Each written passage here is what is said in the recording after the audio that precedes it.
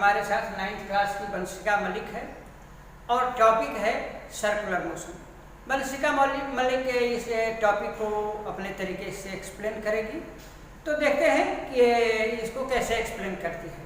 वंशिका, चलो बताओ इस टॉपिक को।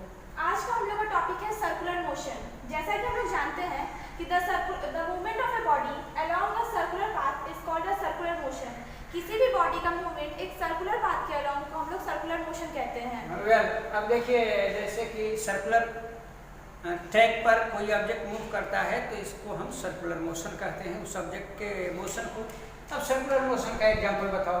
जैसे कि हमारा जो सन है, हमारा जो अर्थ है, वो सन के चारों ओर घूमता है, वो सर्कुलर मोशन में ही घूमता है। हाँ, अर्थ सन के चारों ओर मूव करती है, घूमती है, तो अर्थ के मोशन को हम कहते हैं सर्कुलर मोशन। दूसरा एग्जांपल, मून भी अर्थ के चारों ओर सर्कुलर मोशन में ही घूमता है। हाँ, जैसे मून का मूवमेंट है अराउंड द अर्थ, तो इसको हम सर्कुलर मोशन कहते हैं। और तमाम एग्जांपल्स हैं, जैसे मेरी गो राउंड और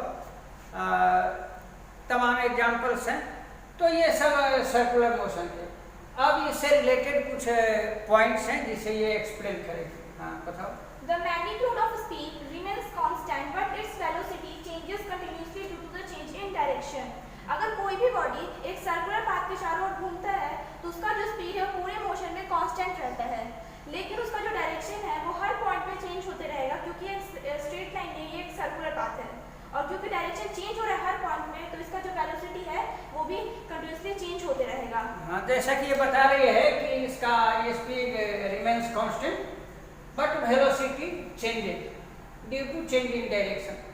तो डायरेक्शन चेंज होने से वेलोसिटी क्यों चेंज हो जाता है, स्पीड क्यों नहीं चेंज होता है? स्पीड कांस्टेंट रहता है तो फिर वेलोसिटी कैसे चेंज हो जाता है डायरेक्शन चेंज होने से? क्योंकि डायरेक्शन और वेलोसिटी एक दूसरे से कनेक्टेड है। डायरेक्शन और स्पीड एक दूसरे से कनेक्टेड नहीं है। डायरेक्शन और वेलोसिटी जो है वो एक वेक्टर क्वांटिटी है, लेकिन जो स्पीड है वो एक स्केलर क्वांटिटी है। डायरेक्शन और वेलोसिटी के पास अपना डायरेक्शन भी है, लेकिन स्पीड के पास कोई भी डायरेक्शन नहीं है। जैसा कि आप जानते हैं कि स्पीड स्केलर क्वांटिटी है और वेलोसिटी वेक्टर क्वांटिटी है। मीन्स वेलोसिटी है magnitude as well as direction. So change in direction velocity of object also changes. तो अब सर्कुलर ट्रैक पर अगर कोई ऑब्जेक्ट मूव करता है तो इसके डायरेक्शन में चेंज होने के कारण इसका वेलोसिटी चेंज हो जाता है। अब next point, The change in velocity gives rise to the acceleration of the moving body. So this motion is called accelerative motion. जैसे कि हमने पहले पढ़ा कि डायरेक्शन चेंज होने के कारण वेलोसिटी भी चेंज हो रहा है, और अगर वेलोसिटी चेंज होगा किसी भी बॉडी का तो उसका एक्सेलरेशन जो है वो राइज करेगा। इसके कारण हम लोग इस मोशन को एक्सेलरेटेड मोशन भी कह सकते हैं। डायरेक्शन चेंज होने के कारण इसका वेलोसिटी चेंज हो जाता है। और आप जानते हैं कि velocity acceleration is the rate of change in velocity. Acceleration किसे कहते हैं? Rate of change in velocity in given time. Rate of change in velocity is known as acceleration. तो वेलोसिटी में चेंज होने का जो रेट है उसको हम एक्सेलरेशन कहते हैं, और यहाँ हमेशा वेलोसिटी चेंज हो रहा है। So this motion is known as accelerated motion. Next point, The direction of the moving object on a circular path remains toward the tangent drawn on the circle. जैसा कि हम लोग देख सकते हैं यहाँ पे जो टैंजेंट बना हुआ है, कोई भी ऑब्जेक्ट है वो इसी टैंजेंट के अलोंग मूव करेगा। अगर कोई भी ऑब्जेक्ट इस सर्कुलर पाथ के अलोंग मूव करेगा तो वो जो इस टैंजेंट पे ड्रॉन है सर्कल पे, उसी के अलोंग मूव करता है और कहीं पे भी मूव नहीं करता है। अब देखिए टेंजेंट क्या है कि tangent is the line drawn on the circumference of a circle. किसी सर्किल के सर्कमफ्रेंस को टच करते हुए जो लाइन ड्रॉ किया जाता है उसको हम कहते हैं टेंजेंट। तो जैसे ये ऑब्जेक्ट मूव कर रहा है तो at every point, her point पर इसका डायरेक्शन इसके टेंजेंट के अलोंग होता है।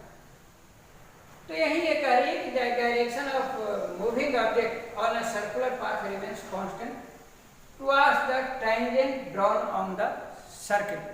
तो इस तरह से आपने देखा कि इस टॉपिक को, सर्कुलर मोशन को इसने बहुत अच्छी तरह से एक्सप्लेन किया। Thank you Vanshika for explanation of this topic. अच्छा, अब हम लोग जानते हैं कि इसने इस टॉपिक की तैयारी कैसे की, कैसे इस टॉपिक की तैयारी की। सर, जो सबसे पहले आपने यूट्यूब पे जो नोट्स और वीडियो डाले थे उनको देखा, उस नोट्स से नोट्स बनाए कॉपी में और वीडियो को समझा अच्छी तरह से, और अगर कोई भी फिर भी डाउट था तो आपसे प्रश्न व्हाट्सएप पे हाँ, देखिए पहली बात यह है कि जो भी टीचर यूट्यूब पर वीडियो डालते हैं, सारे टीचर्स की बात हम कर रहे हैं, तो आप उस वीडियो को बहुत अच्छी तरह से देखिए, और जैसा कि ये कही कि उसको देखकर हमने नोट्स बनाया, तो आप इसको नोट्स बनाएं। जब नोट्स बनाएंगे तो आपके पास एक क्लियर कंसेप्ट हो जाएगा उस टॉपिक के बारे में। अच्छा, अब फिर अगर कोई प्रॉब्लम है तो आप टीचर से कंसल्ट कीजिए, पूछिए, अपने प्रॉब्लम को सॉल्व कीजिए। अच्छा वंशिका, अब यहाँ जो तुम एक्सप्लेन की, तो इसमें तुम्हें कैसा महसूस हो रहा है, कैसा फील कर रही हो?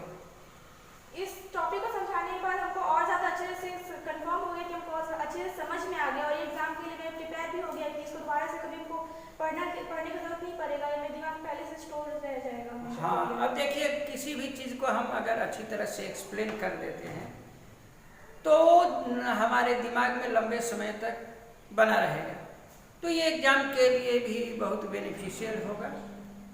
तो जैसा कि ये बता रही है, अच्छा, और जो स्टूडेंट्स तुम्हारे इस वीडियो को देख रहे हैं उनके लिए कोई संदेश देना चाहोगे, कैसे पढ़ाई करें, क्या करें? सबसे पहले तो सर जो वीडियो भेज रहे हैं उनको आप लोग देखिए, अगर फिर भी कोई डाउट है तो सर से प्रश्न व्हाट्सएप पे पूछें, अगर फिर भी आपको नहीं समझ में आया तो जब आप कॉपी सबमिट करने के स्कूल में आए और सर से मिले और उनसे उस टॉपिक को वापस समझाने के लिए बोले।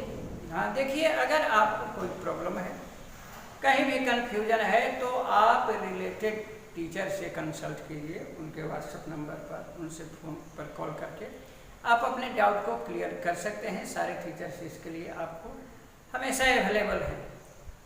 वंशिका को भी जब ये टॉपिक से रिलेटेड कुछ प्रॉब्लम हुआ था तो ये हमारे व्हाट्सएप पर मैसेज की थी। Yes sir.